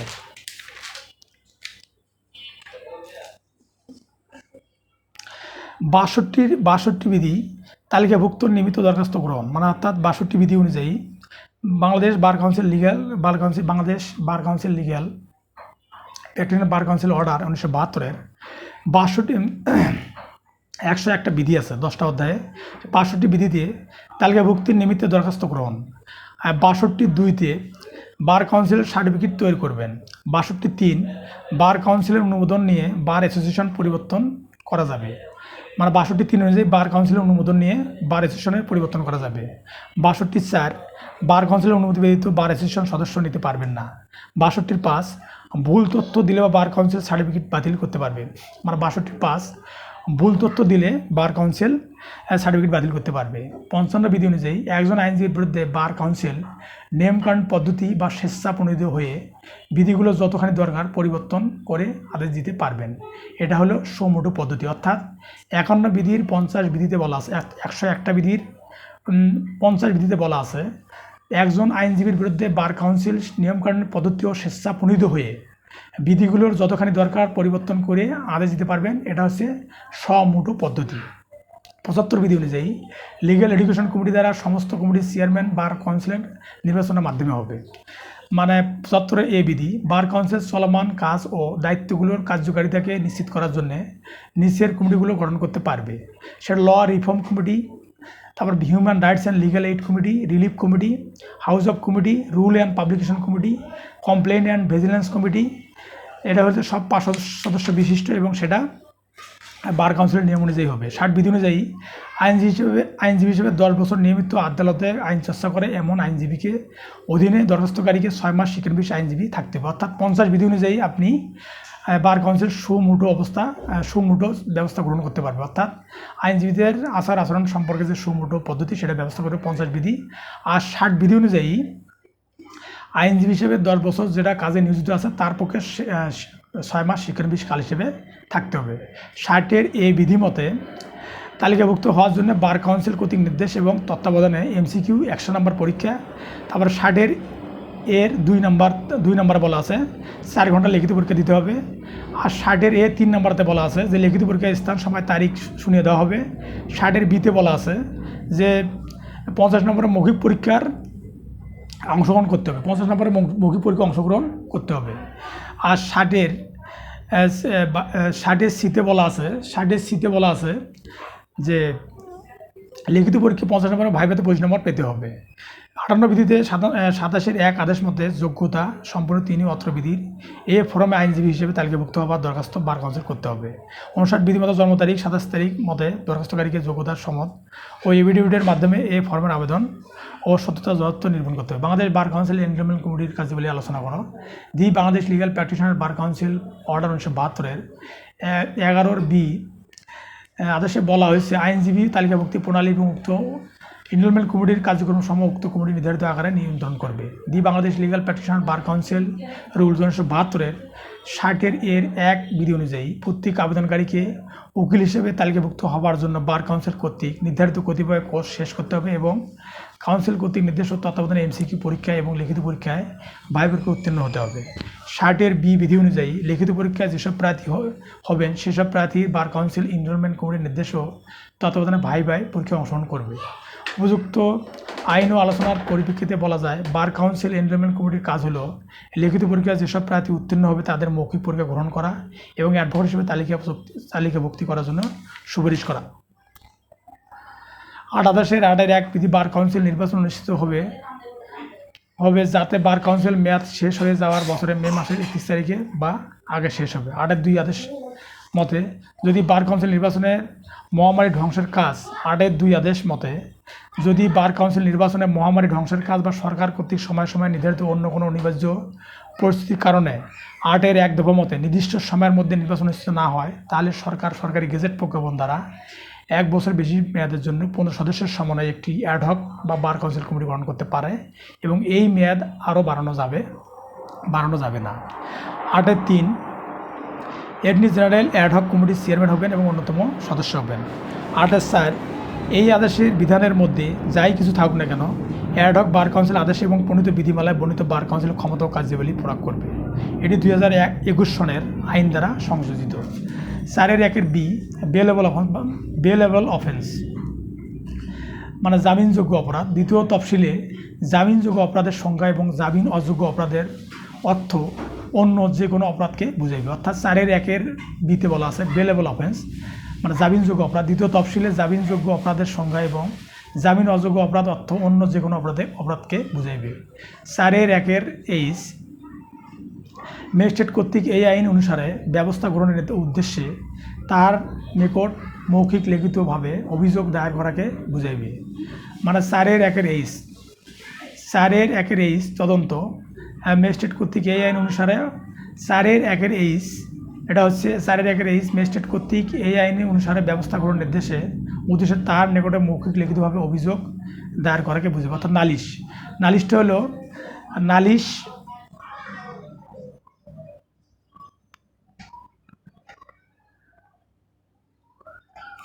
সারের আগের এইচ ম্যাজিস্ট্রেট কর্তৃক এই আইন অনুসারে ব্যবস্থা গ্রহণের উদ্দেশ্যে তাহার নিকট মৌখিক লিখিতভাবে অভিযোগ দায়ের করাকে বুঝাবে নালিশ। 4-1 কে অনুসন্ধান ম্যাজিস্ট্রেট অথবা 4-1 কে অনুসন্ধান ম্যাজিস্ট্রেট অথবা আদালত কর্তৃক পরিচালিত বিচার ব্যতীত সমস্ত অনুসন্ধানকে বুঝাবে। 4-1 এল তদন্ত বলিতে সাক্ষ্য প্রমাণ সংগ্রহের উদ্দেশ্যে কোনো পুলিশ অফিসার অথবা ম্যাজিস্ট্রেট নিকট হতে ক্ষমতাপ্রাপ্ত অপর কোনো ব্যক্তির পরিচালিত সকল কর্মকাণ্ডকে বোঝায়।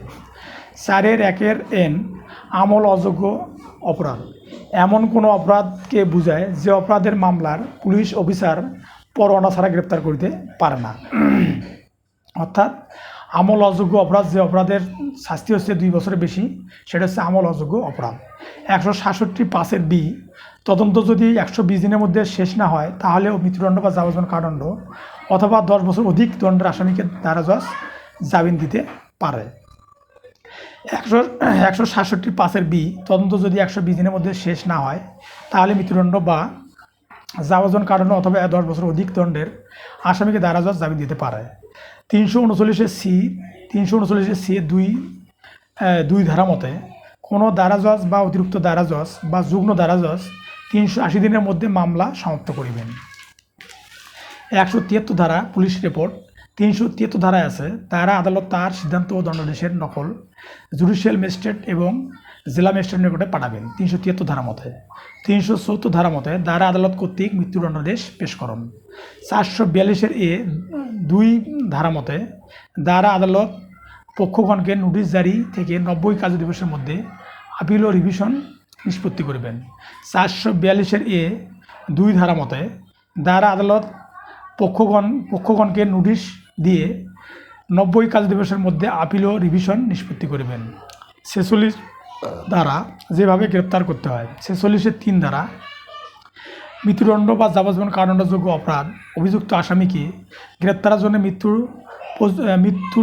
মৃত্যু না ঘটা পর্যন্ত মৃত্যু পর্যন্ত ঘটানো যাবে। 46-3 ধারাতে বলা আছে মৃত্যুদণ্ডযোগ্য বা যাবজ্জীবন কারাদণ্ডযোগ্য অপরাধ অভিযুক্ত আসামিকে গ্রেপ্তারের জন্য মৃত্যু পর্যন্ত ঘটানো যাবে। বাধা দিলে দণ্ডবিধির 224 ধারা মতে 2 বছর বা অর্থদণ্ড বা অভয়দণ্ড হতে পারে। 58 ধারা ভিন্ন অধিক্ষেত্রে অপরাধীর অনুসরণ। 59 ধারা বেসরকারি ব্যক্তি কর্তৃক গ্রেপ্তার এবং গ্রেপ্তারের পরবর্তী কার্যপদ্ধতি। 59-2 54 ধারায় গ্রেপ্তার করার কারণ থাকলে পুলিশ অফিসার পুনরায় গ্রেপ্তার করিতে পারিবেন। 60 ধারা গ্রেপ্তারকৃত ব্যক্তিকে ম্যাজিস্ট্রেট অথবা থানার ভারপ্রাপ্ত কর্মকর্তার নিকটে নিয়ে যেতে হবে। 61 ধারা গ্রেপ্তারকৃত ব্যক্তিকে 24 ঘন্টার বেশি সময় আটক রাখা যাবে না। 81 ধারা অনতিবিলম্বে আদালতে হাজির করতে হবে। 167-1 ধারায় বলা আছে যে 61 ধারায় 24 ঘন্টার মধ্যে তদন্ত কাজ সম্পূর্ণ করা না গেলে গ্রেপ্তারকৃত ব্যক্তিকে নিকটতম জুডিশিয়াল ম্যাজিস্ট্রেটের নিকটে কাছে নিয়ে যেতে হবে। 62 ধারায় বলা আছে পুলিশ গ্রেপ্তার সম্পর্কে রিপোর্ট দেবেন। বিনা পরোয়ানায় গ্রেপ্তারকৃত ব্যক্তিকে জামিন দেওয়া হয়েছে কিনা বা কোনো কার্য নেওয়া হয়েছে কিনা, কোনো ব্যবস্থা নেওয়া হয়েছে কিনা 62 ধারা পুলিশ গ্রেপ্তার সম্পর্কে রিপোর্ট দিবেন। বিনা পরোয়ানায় গ্রেপ্তারকৃত ব্যক্তিকে জামিন দেওয়া হয়েছে কিনা বা কোনো ব্যবস্থা নেওয়া হয়েছে কিনা সে সম্পর্কে চিফ জুডিশিয়াল ম্যাজিস্ট্রেট এবং চিফ মেট্রোপলিটন ম্যাজিস্ট্রেটকে রিপোর্ট দেবেন। 63 ধারা গ্রেপ্তারকৃত ব্যক্তিকে অব্যাহতি। 64 ধারা ম্যাজিস্ট্রেটের উপস্থিতিতে সংগঠিত অপরাধ।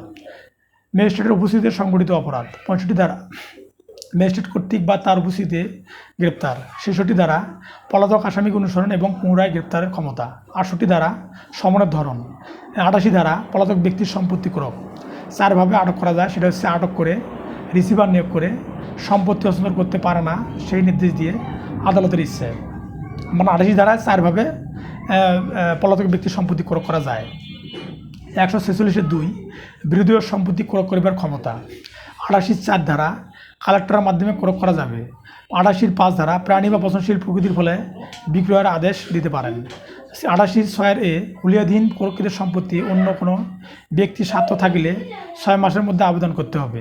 88-6 হুলিয়াধীন প্রকৃত সম্পত্তি অন্য কোনো ব্যক্তির স্বার্থ থাকিলে 6 মাসের মধ্যে আবেদন করতে হবে।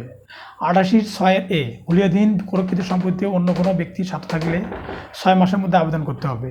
আবেদন না করলে 1 বছরের মধ্যে সম্পত্তি অধিকার প্রতিষ্ঠার মামলা করা যাবে। 88-7 নির্দিষ্ট সময়ে না আসিলে প্রকৃত সম্পত্তি সরকারের এখতিয়ারাধীন হবে। 88-7 নির্দিষ্ট সময় না আসলে প্রকৃত সম্পত্তি সরকার এখতিয়ারাধীন হবে।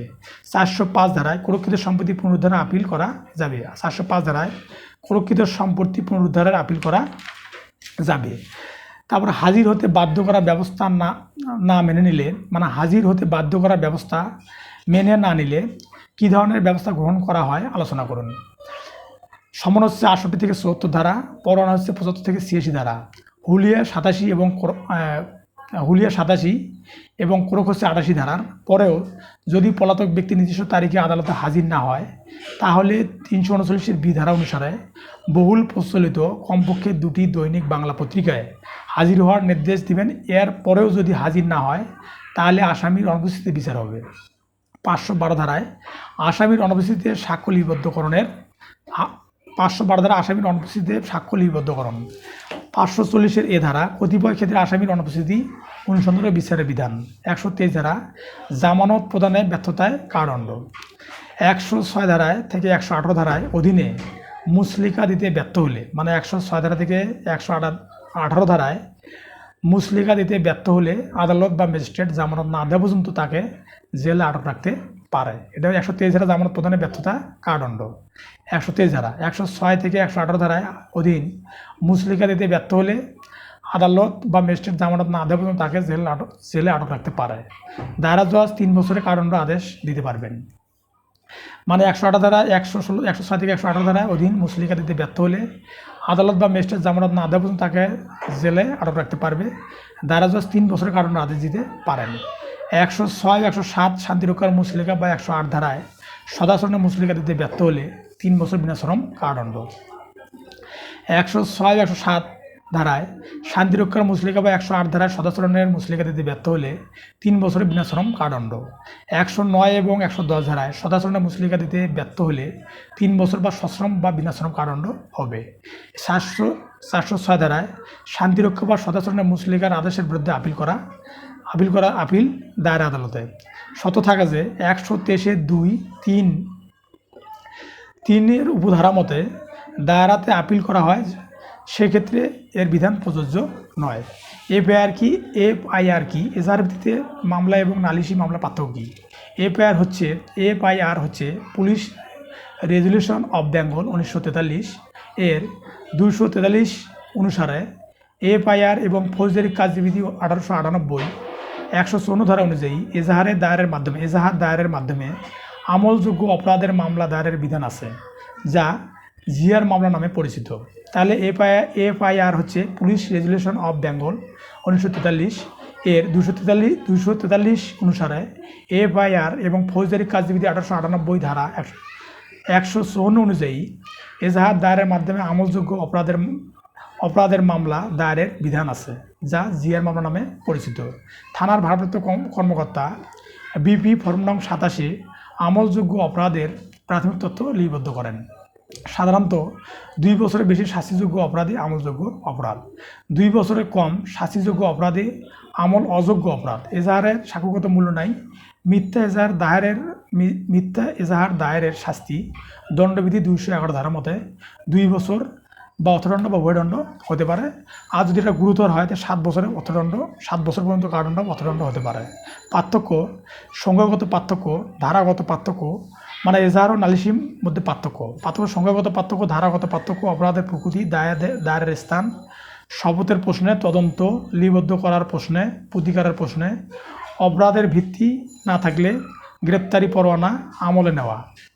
ক্ষমতাবান কোনো ম্যাজিস্ট্রেট 200 টাকার জরিমানা করলে 260 ধারায় সংক্ষিপ্ত পদ্ধতি বিচারে আপিল করতে পারবে না, তবে 200 টাকার বেশি জরিমানা করলে আপিল করতে পারবে। আবার 262 ধারায় সংক্ষিপ্ত বিচারে 2 বছর অধিক কারাদণ্ডের আদেশ দেওয়া যাবে না। মিথ্যা তুচ্ছ ব্যক্তিগত অভিযোগ 250 ধারা দায়ের করলে ম্যাজিস্ট্রেট অনধিক 1000 টাকা ক্ষতিপূরণ আদেশ দিতে পারেন। মানে মিথ্যা তুচ্ছ ব্যক্তিগত অভিযোগ 250 ধারা দায়ের করলে ম্যাজিস্ট্রেট অনধিক 1000 টাকা ক্ষতিপূরণ আদেশ দিতে পারেন। তৃতীয় শ্রেণীর ম্যাজিস্ট্রেট হলে 500 টাকা জরিমানা আদেশ দিতে পারবে। আবার তৃতীয় শ্রেণীর ম্যাজিস্ট্রেট 250 ধারায় 100 টাকার অধিক ক্ষতিপূরণের আদেশ দিলে তার বিরুদ্ধে ফৌজদারি দিয়ে আপিল করতে পারবেন। আবার ক্ষতিপূরণ না দিলে 6 মাসের অনধিক পরিমাণ মেয়াদের কারাদণ্ড বা 3000 টাকা অনধিক জরিমানা আদেশ দিতে পারবেন।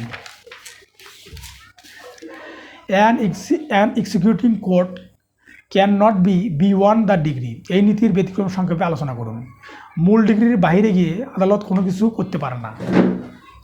এটি বিধান দেওয়ানিতে নাই, তবে নজিরে আছে।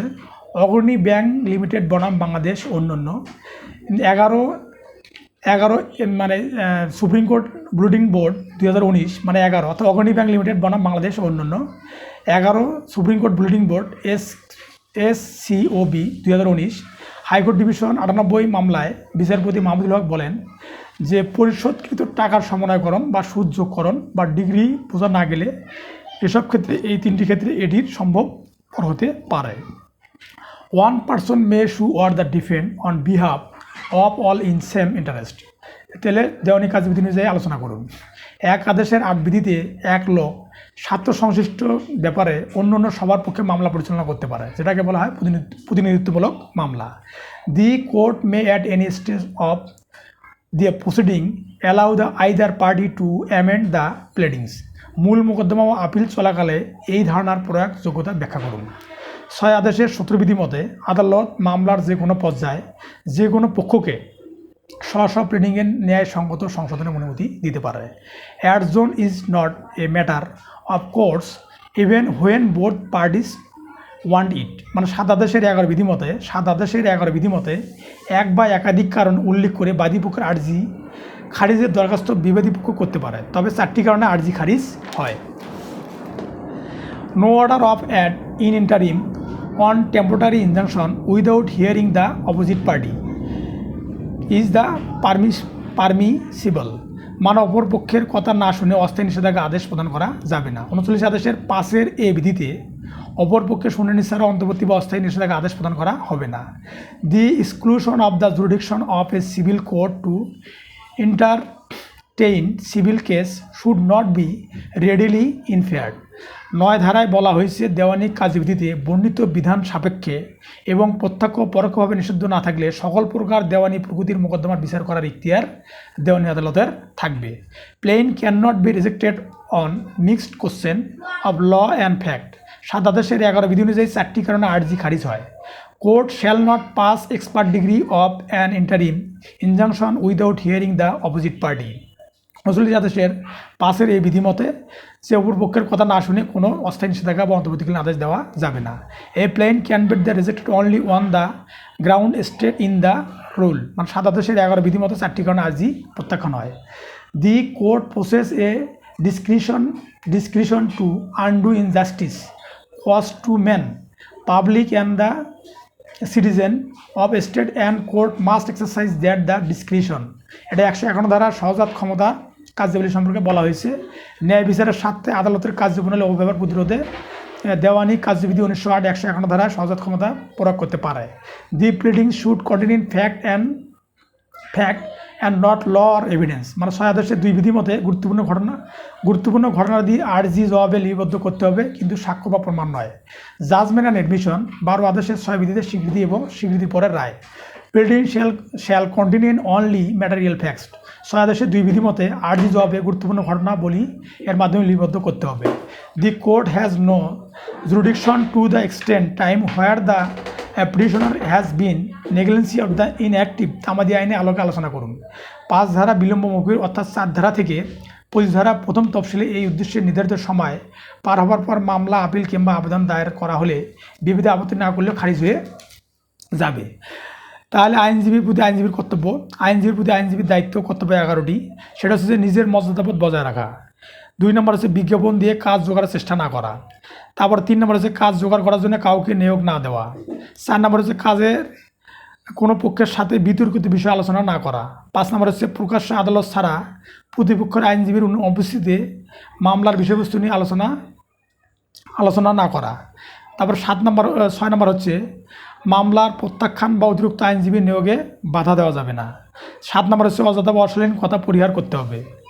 8 নম্বর হচ্ছে ফি কারোর সঙ্গে ভাগাভাগি করা যাবে না। 9 নম্বর হচ্ছে সিনিয়র অ্যাডভোকেটদের প্রাধান্য দেবেন। 10 নম্বর হচ্ছে প্রবীণ ও নবীন অ্যাডভোকেটদের প্রতি শ্রদ্ধা ও সম্মানজনক আচরণ করবেন। 11 নম্বর হচ্ছে জ্যেষ্ঠ অ্যাডভোকেটদের অধিকার হলে মামলা পরিচালনা করা। তার মানে the canons of professional good conduct and এডুকুইটিতে 4টে অধ্যায় আছে। সেটা হচ্ছে প্রথম অধ্যায় আইনজীবীর দায়িত্ব কর্তব্য। সেটা 1 নম্বর হচ্ছে নিজের মর্যাদাবোধ বজায় রাখতে হবে। 2 নম্বর হচ্ছে বিজ্ঞাপন দিয়ে কাজ জোগাড় করার চেষ্টা করা যাবে না। 3 নম্বর হচ্ছে কাজ জোগাড় করার জন্য কাউকে নিয়োগ করা যাবে না। 4 নম্বর হচ্ছে কোনো পক্ষের সাথে বিতর্কিত বিষয় নিয়ে আলোচনা করা যাবে না। প্রকাশ্যে আদালত ছাড়া প্রতিপক্ষের আইনজীবীর অনুপস্থিতিতে মামলার বিষয়বস্তু নিয়ে আলোচনা করা যাবে না। 6 নম্বর হচ্ছে মামলার প্রত্যাখ্যান বা অতিরিক্ত আইনজীবী নিয়োগে বাধা দেওয়া যাবে না। 7 নম্বর হচ্ছে অযথা বা অশ্লীল কথা পরিহার করবেন। 8 নম্বর হচ্ছে ফি কারোর সঙ্গে ভাগাভাগি করবেন না। 9 নম্বর হচ্ছে ফি সিনিয়র অ্যাডভোকেটদের প্রাধান্য দিবেন। 10 নম্বর হচ্ছে প্রবীণ ও নবীন অ্যাডভোকেটদের প্রতি শ্রদ্ধা ও সম্মানজনক আচরণ করবেন। 11 নম্বর হচ্ছে জ্যেষ্ঠ অ্যাডভোকেটদের অধিকার হলে মামলা পরিচালনা করা। মামলার মক্কেলের প্রতি আইনজীবীর দায়িত্ব কর্তব্য 2 অধ্যায়ে 14টি বিধি। সেখানে বলা আছে যে মামলার বিষয়বস্তুতে আসক্ত হওয়া যাবে না। 2 নম্বর হচ্ছে মক্কেলের গোপনীয়তা রক্ষা করতে হবে। 3 নম্বর হচ্ছে প্রতিপক্ষের বিষয়ে প্রকাশ করা যাবে না। 4 নম্বর হচ্ছে পরস্পর বিরোধী মামলা পরিচালনা করা যাবে না। 6 নম্বর হচ্ছে বিরোধীও কোনো সম্পত্তি ক্রয় করা যাবে না। 5 নম্বর হচ্ছে বিরোধীও কোনো সম্পত্তি ক্রয় করা যাবে না। 6 নম্বর হচ্ছে নিজের সম্পত্তির সাথে মক্কেলের সম্পত্তি মিশিয়ে ফেলা যাবে না। 7 নম্বর হচ্ছে নিযুক্ত না হয়ে পরামর্শ দেওয়া যাবে না। 8 নম্বর হচ্ছে আইন লঙ্ঘনের উপদেশ দেওয়া যাবে না। 9 নম্বর হচ্ছে অভিযুক্তের মামলা পরিচালনা করা যাবে না, অভিযুক্তের মামলা পরিচালনা করতে হবে। 10 নম্বর হচ্ছে অস্বাভাবিক ফি দাবি করা যাবে না। 11 নম্বর মক্কেলের সঙ্গে তর্ক বিতর্ক করা যাবে না। 12 নম্বর হচ্ছে মক্কেলের পক্ষে ন্যায়সঙ্গত ও যথাযথ যুক্তি তুলে ধরতে হবে। 13 নম্বর হচ্ছে মামলার দায়িত্ব অন্য আইনজীবীর উপর অর্পণ করতে হবে যখন যদি কোনো মামলা হিয়ারিং থাকে। 14 নম্বর হচ্ছে মামলা গুণাগুণ ক্ষুণ্ণ হবে এমন কোনো পদক্ষেপ নেওয়া যাবে না। তাহলে 1 নম্বর হচ্ছে মামলার বিষয়বস্তু আসক্ত হওয়া যাবে না, মক্কেলের গোপনীয়তা রক্ষা করবেন। 3 নম্বর হচ্ছে প্রতিপক্ষের বিষয়ে প্রকাশ করা যাবে না। 4 নম্বর হচ্ছে পরস্পর বিরোধী মামলা পরিচালনা করা যাবে না। 5 নম্বর হচ্ছে বিরোধীয় কোনো সম্পত্তি ক্রয় করা যাবে না। 6 নম্বর হচ্ছে নিজের সম্পত্তির সাথে মক্কেলের সম্পত্তি মিশিয়ে ফেলা যাবে না। 7 নম্বর হচ্ছে নিযুক্ত না হয়ে পরামর্শ দেওয়া যাবে না। 8 নম্বর হচ্ছে আইন লঙ্ঘনের উপদেশ দেওয়া যাবে না। 9 নম্বর হচ্ছে অভিযুক্তের মামলা পরিচালনা করতে হবে। 10 নম্বর হচ্ছে অস্বাভাবিক ফি দাবি করা যাবে না। 11 নম্বর হচ্ছে মক্কেলের সঙ্গে তর্ক বিতর্ক করা যাবে না। 12 নম্বর হচ্ছে মক্কেলের পক্ষে ন্যায়সঙ্গত ও যথাযথ যুক্তি তুলে ধরতে হবে। 13 নম্বর হচ্ছে মামলার দায়িত্ব অন্য আইনজীবীর উপর অর্পণ করা যাবে যদি কোনো গুরুত্বপূর্ণ মামলা হিয়ারিং থাকে। 14 নম্বর হচ্ছে মামলার গুণাগুণ ক্ষুণ্ণ হবে না এমন কোনো পদক্ষেপ নেওয়া যাবে না। আর হচ্ছে 3 অধ্যায় হচ্ছে আদালতের প্রতি আইনজীবীর দায়িত্ব কর্তব্য। এটা হচ্ছে 9টা বিধি। আদালতের প্রতি শ্রদ্ধাশীল দৃষ্টিভঙ্গি প্রদর্শন করতে হবে। আদালতের কার্যক্রমের বিরুদ্ধে পরামর্শ দেওয়া যাবে না। ভুল ব্যাখ্যা করা যাবে না, কোনো আইনের ভুল ব্যাখ্যা করা যাবে না। 4 নম্বর হচ্ছে বিচারকের সঙ্গে ব্যক্তিগত সম্পর্ক রাখা যাবে না। 5 নম্বর হচ্ছে সরকারি আইনজীবীর দায়িত্ব কর্তব্য। 6 নম্বর হচ্ছে আদালতের সিদ্ধান্ত রায়ের বিরুদ্ধে নিবন্ধ লেখা যাবে না। 7 নম্বর হচ্ছে বিচারক নিয়োগে অবদান। 8 নম্বর হচ্ছে সময় মতো আদালতে উপস্থিত থাকতে হবে। 9 নম্বর হচ্ছে আদালতে বিচারককে অহেতুক পরামর্শ দেওয়া যাবে না। তাহলে 1 নম্বর হচ্ছে আদালতের প্রতি শ্রদ্ধাশীল দৃষ্টিভঙ্গি প্রদর্শন করতে হবে। আদালতের কার্যক্রমের বিরুদ্ধে পরামর্শ দেওয়া যাবে না। 3 নম্বরে আইনের ভুল ব্যাখ্যা দেওয়া যাবে না। 4 নম্বরে বিচারকের সঙ্গে ব্যক্তিগত সম্পর্ক রাখা যাবে না। 5 নম্বর হচ্ছে সরকারি আইনজীবীর দায়িত্ব কর্তব্য সম্পর্ক থাকবে। 6 নম্বর হচ্ছে আদালতের সিদ্ধান্ত ও রায়ের বিরুদ্ধে নিবন্ধ লেখা যাবে না। 7 নম্বর হচ্ছে বিচারক নিয়োগে অবদান রাখা যাবে না। 8 নম্বর হচ্ছে সময় মতো আদালতে উপস্থিত থাকতে হবে। 9 নম্বর হচ্ছে আদালতের বিচারককে অহেতুক পরামর্শ দেওয়া যাবে না। আর 4 নম্বর হচ্ছে জনসাধারণের প্রতি একজন আইনজীবীর দায়িত্ব কর্তব্য 8টি বিধি। হয়রানি কিংবা বিলম্ব করার জন্য মামলা গ্রহণ করা যাবে না। যত উপযুক্ত সুন্দর ব্যবহার করতে হবে। মামলা গ্রহণ অস্বীকার করা যাবে না। মামলার নিয়োগ পেতে বাধ্য নন। অন্যায়কে প্রশ্রয় দেওয়া যাবে না। নিজের পরিচয় দিবেন। পূর্বের জড়িত বিষয়ে মামলা পরিচালনা না করা, অন্য কোনো পেশায় জড়িত হওয়া যাবে না। তার মানে 1 নম্বর হয়রানি কিংবা বিলম্ব করার জন্য মামলা গ্রহণ করা যাবে না। 2 নম্বর যথোপযুক্ত সুন্দর ব্যবহার করতে হবে। 3 নম্বর মামলা গ্রহণে অস্বীকার করা যাবে না, মামলা গ্রহণে অস্বীকার করতে পারবে। 4 নম্বর হচ্ছে মামলা নিয়োগে পেতে বাধ্য নন। 5 নম্বর হচ্ছে অন্যায়কে প্রশ্রয় দিবেন না, মানে অন্যায় যদি জনগণ যদি অন্যায় করতে চায় সেই ধরনের কোনো প্রশ্রয় দেওয়া যাবে না। নিজের পরিচয় দিবেন। পূর্বে জড়িত বিষয়ে মামলা পরিচালনা না করা, অন্য কোনো পেশায় জড়িত হবে না, অর্থাৎ ব্যবসা কাজে জড়িত হওয়া যাবে না।